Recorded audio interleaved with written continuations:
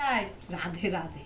আজকে জানো বন্ধুরা আমি কি রান্না করে গোপালকে দিয়েছি? মচমচা করে পাটপাতার বড়া করে দিয়েছি, এই যে। আর তার সাথে গরম গরম টিন্ডলা মানে টিনলি আলু আর গাজর ভাজা করেছি, কালো জিরে সম্বাদ দিয়ে একটু ধনিয়া পাতা দিয়ে বানিয়েছি। আর তার সাথে জানো দেখো কি রান্না করেছি, এই দেখো পনির, পটল আলু দিয়ে পনিরের কষা করেছি, একদম ডাল আছে তো তার জন্য। তার সাথে করলা ভাজা করেছি।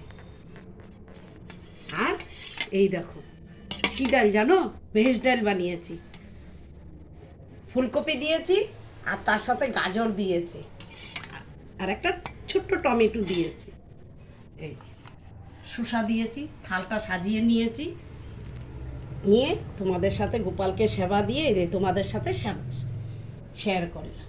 কেমন হয়েছে? জয় নিতাই, রাধে রাধে।